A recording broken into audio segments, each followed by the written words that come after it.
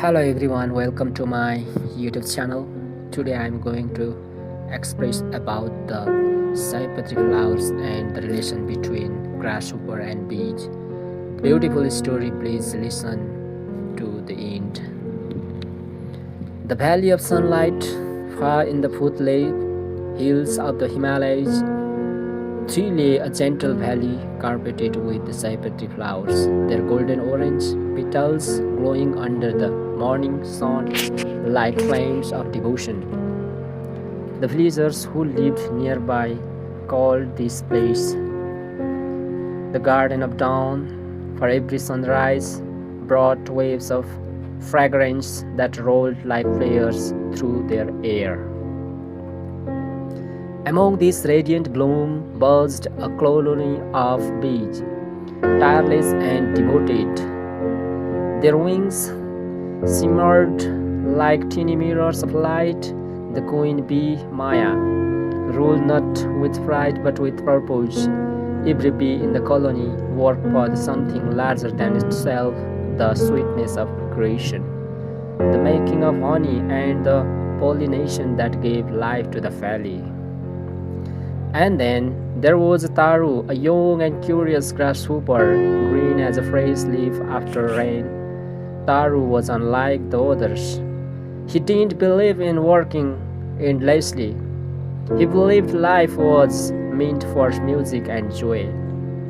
He spent his late day leaping among the flowers, singing songs to the wind, and dreaming of adventures beyond the valley. He often said, "Why work when the world is already so beautiful? Why waste time gathering when the sun gives us warmth for free?" The bee would hum and smile, too busy to reply, but one day his question reached the ear of the Sayapatri flowers themselves. Flowers speak. That morning, as the dew glistened on their petals, the iridescent Sayapatri flower called Sita whispered gently. Grasshopper, watching there, "Young grasshopper, your voice is bright, but your song lacks understanding. Beauty and work are not enemies, they are two wings of the same bird." Taru tilted his head amused. "Oh dear flower, you bloom without moving, yet you speak of work. You are rooted in the ground, I dance in the wind. Which of us know freedom better?" The flower smiled, her petals scrolling like wise grandmother's smile. "Freedom is not only movement, child. Sometimes freedom is rootedness, the peace of knowing where you belong." The other flowers nodded softly in the wind, their petals shimmering like gentle flames. "We stand still," they said, "but through us we gather nectar. The air breathes fragrance, and the valley comes alive. Our stillness feeds the world." Taru blinked, puzzled. He had never thought of the flowers that way. To him, they were only decoration in his stage of life. But before he could answer, a familiar humming filled the air. The bee elation. Queen Maya and her swarm arrived, landing gracefully on the Sayapatri blooms. They began sipping nectar, dancing in their ancient rhythm, a dance that mapped the fields and told others where to fly. Taru watched them with amusement. "So much effort for a drop of nectar," he said. "Why tire yourself for something so small?" Maya paused, hovering in front of him. Her eyes sparkled with patience. A drop, yes, but when drop ununited, they became honey. Every effort has its sweetness, even if you cannot see it yet." Taru laughed. "But you live only to work, don't you ever sing or dream?" Maya smiled. "Worked itself our song. The sound of wings, the taste of nectar, the building of a hive, all of it is music. We do not separate joy from duty, for in truth they are the same. Her words fell into Charu's heart like seeds, but he wasn't ready to listen yet. He looked towards the mountain and said, "Maybe you are right, but I will find joy in my own way. The world is big and the sky is wide. I will follow my song." And with that, Taru leaped high and disappeared into the meadow beyond. The journey of the grasshopper. For days, Taru wandered through the hills. He danced among wildflowers, sang beneath banyan trees, and lay upon soft moss towards the cold clouds drift by. His laughter echoes through the valley. At first, it felt like freedom, but slowly the days grew colder. The air began to change. The songbird flew southward, and the flowers started to wait. One evening he reached a dry meadow when no flower bloomed. The soil was cracked. The grass had turned brown. There was no nectar, no bee, no hum of life. He felt hunger for the first time in many weeks. He searched for leaves to eat, but the plants were withered. He tried to sing, but his voice cracked in the dry air. "Where have all the song gone?" he whispered. In the silence, he realized that beauty without purpose was fading like the last light of dusk. Taru sat alone under a dying tree, thought of Queen Maya and the Sayapatri flowers. He remembered their patience, their harmony, their silence, faith in each other. That night, as frost began to form on the grass, he wept. The return to the valley. By morning, Taru's wings were heavy with dew, weak and trembling. He began his journey back towards the Garden of Dawn. It took him 3 days. When he arrived, he found the Sayapatri field glowing faintly beneath the autumn sun. The flowers were fewer, now their petals curling inward as the season changed, yet they still stood proud and radiant. The bees were still working, slower, gentler, preparing for the cold, and from the center of the hive came the warm hum of the queen that bowed his head in shame. "I was foolish," he said softly. "I chased freedom and found emptiness. I sang of my joy but knew no meaning. Will you forgive me?" The flower said, "You have seen the other side of freedom," said Sita, the eldest flower. "Now you understand that joy is not in escape but in connection." Queen Maya approached and landed gently on his knee. "Every wanderer must lose his way before he finds his purpose," she said. "You were never truly lost, you were learning." Taru smiled weakly. Teach me how to live as you do." And so began his transformation, the harmony of the valley.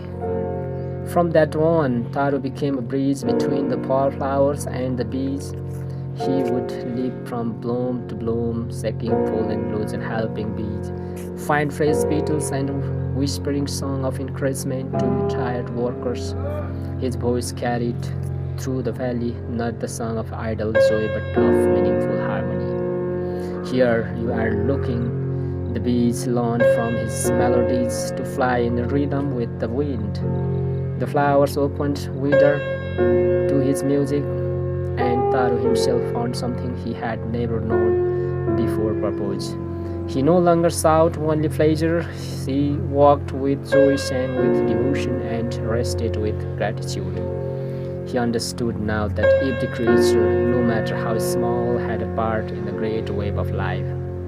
The valley grew more radiant than ever. The villagers began to call it the singing garden, for in the evening the hum of bees mixed with the grasshopper's soft tune, creating a music that touched the soul. We can see this beautiful scenario of Sayapatri flowers. The taste of storm. One night dark clouds rolled over the mountains, a storm unlike any before swept across the valley. The wind howled, rain is lashed, and thunder tore through the air. The flowers bent low to the ground, their stem trembling. The bees huddled in their lower hive, Taru calling to a stone, praying that the storm would pass. When morning came, destruction lay everywhere. Many flowers had fallen. The hive was damaged. The valley was quiet and broken. Taru's heart asked. He ran from flower to flower, trying to lift them, whispering, "Hold on, my friend. The sun will rise again."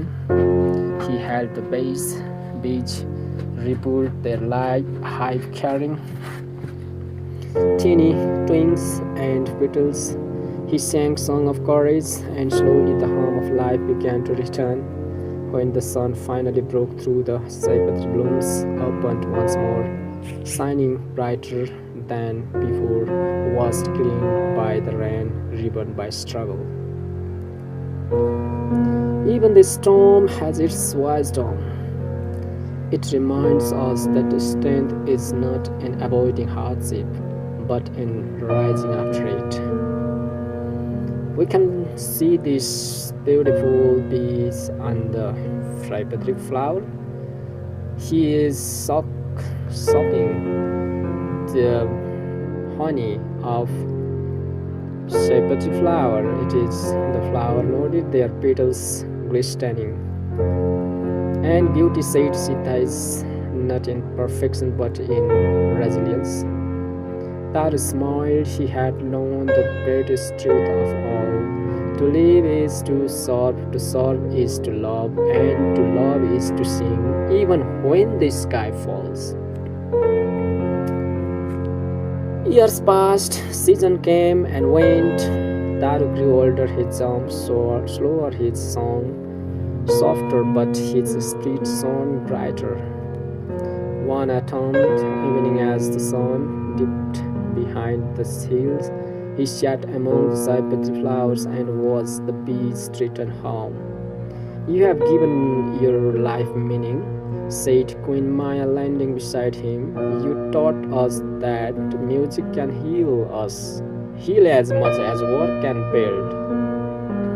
"And you," said Taru, smiling, "taught me that work can sing as beautifully as any song." The flowers whispered, "The cycle is complete, dear friends. When you first came, you sought joy. Now you have become joy itself." That night, under a key sky full of stars, Taru sang his final song, a song of gratitude, not sorrow. The bees hummed in harmony, and the Sayapatri flowers swayed to his melody. When dawn came, Taru's body lay still beneath the flower, but his spirit lingered in the valley. Every breeze carried his tune, every bloom opened with his rhythm, every bee that flew to the gather nectar felt his song in its wings. And from that day, the valley was never silent again. The wisdom of the garden. Years later, travelers who came to the valley often wondered why the air tree seemed sweeter, why the bees moved in rhythm, and why the Sayapatri flower always faced the rising sun. The elder would smile and tell them, "This is the valley of Sayapatri, where a grasshopper once learned and song of work, and the bees learned the song of joy." And if one listened carefully at sunset, one could still hear faint, beautiful music, a blend of winds and wind of flowers and faith, a reminder that lies, trust, harmony lies in balance. Between rest and effort, between freedom and belonging, between joy and purpose. True freedom is not escape from duty, but the harmony between joy and purpose. Every small effort adds sweetness to the world, and those who live for others never fade, they bloom in every season. The Sayapatri flowers, known in English as the Merigold, is not only a symbol of beauty and devotion, but also a treasure of natural healing. Its golden petals, warm fragrance, and vibrant energy have been admired in gardens, temples, and traditional medicine for centuries. In Ayurvedic and modern herbal science, alike Sayapatri holds as a special place for its medical, cosmetic, and emotional benefits. Let's talk about the Sayapatri flowers. Sayapatri is called the flower of the sun because it blooms brightly even under the harshest light. In Ayurveda, this flower is considered cooling, detoxifying, and purifying. Its petal leaves and even its essential oils contain compounds that can help the human body heal from within. The flower is rich in flavonoid, antioxidant, and creators and essential oils, which make it a natural healer for the skin, eye, and immune system. Beyond its outer beauty, Sayapatri holds the power to cleanse, calm, and rejuvenate both body and mind. Strengthen the immune system. How much it can robust the immune system of health we can talk about right now. Sayapatri is known to boost the body and natural defense against the infection.